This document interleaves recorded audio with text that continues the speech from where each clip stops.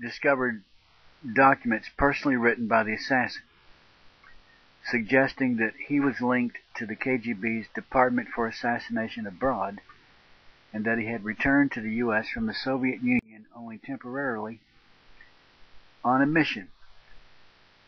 2 federal investigations and over 2,500 books have looked into the assassination, but no one has raised this matter. How come? And Pacepa says, because no assassination investigators or researchers were sufficiently familiar with KGB operational codes and practices. The FBI recently told the U.S. Congress that only a native Arabic speaker could catch the fine points of an Al-Qaeda telephone intercept, especially one containing intelligence double talk. I spent 23 years of my other life speaking in such codes.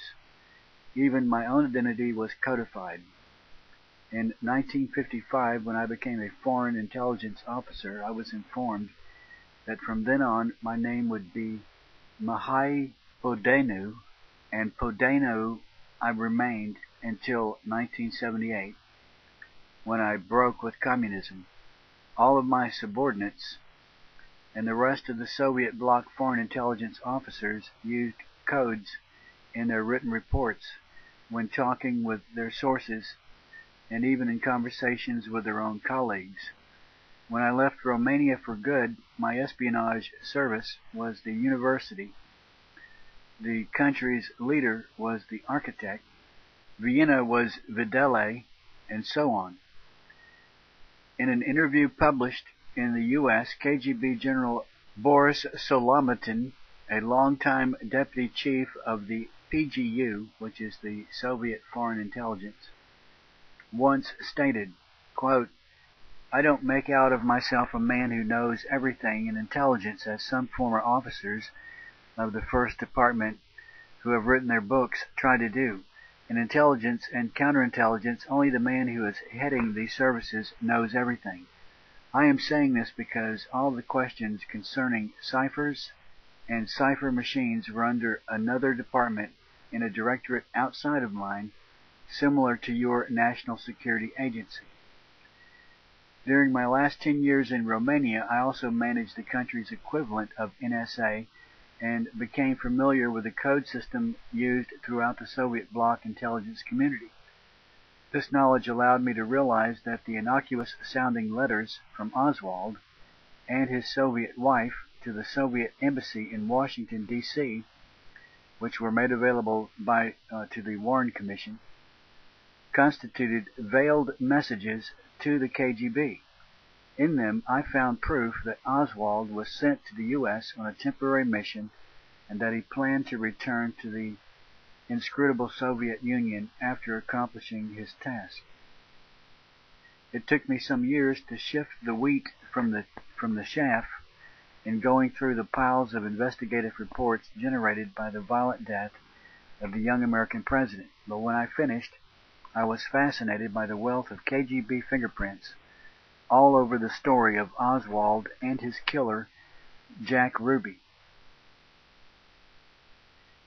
And Front Page magazine asked, "So give us some concrete KGB fingerprints."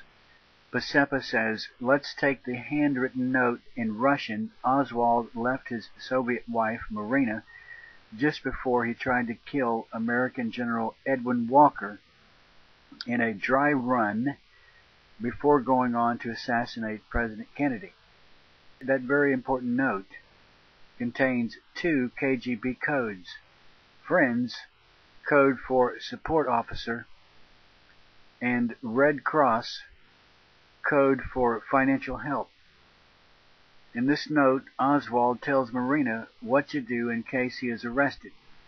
He stresses that she should contact the Soviet embassy, that they have friends here, and that the Red Cross will help her financially.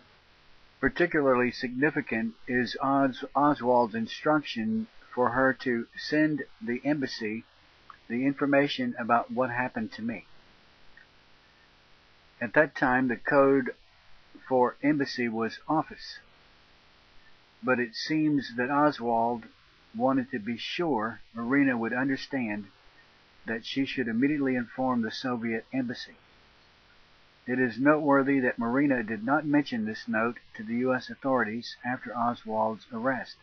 In the 1990s, retired KGB officer Vasili Mitrokhin, helped by the British M16, smuggled 25,000 pages of highly confidential KGB documents out of Moscow. They represent a minuscule part of the KGB archive, estimated to be some 27 billion pages. The East German Stasi archive had 3 billion. Nevertheless, the FBI described the Mitrokhin Archives as the most complete and extensive intelligence ever received from any source.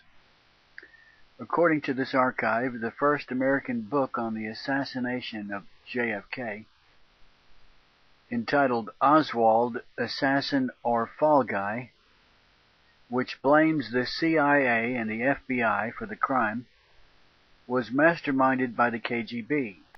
The book's author, Joachim Jostein, a German-born American communist, spent 5 days in Dallas after the assassination, then went to Europe and disappeared from sight. A few months later, Jostein's book was published by American communist Carlo Aldo Marzani, New York, who received $80,000 from the KGB to produce pro-Soviet books, plus an annual $10,000 to advertise them aggressively. Other documents in the Mitrokhin Archive identified the first American reviewer of this book, Victor Perlow, as an undercover KGB operative. Jostein's book was dedicated to American Mark Lane, described in the Mitrokhin Archive as a leftist who anonymously received money from the KGB. In 1966, Lane published the bestseller Rush to Judgment, alleging that Kennedy was killed by a right-wing American group. These two books encouraged people with any remotely related background expertise to join the fray. Each viewed elements from his own perspective, but all accused elements in the U.S. of that crime. New Orleans District Attorney Jim Garrison looked around his home district and in 1967 arrested a local man whom he accused of conspiring with elements of U.S. intelligence to murder Kennedy in order to stop the latter's effort to end the Cold War.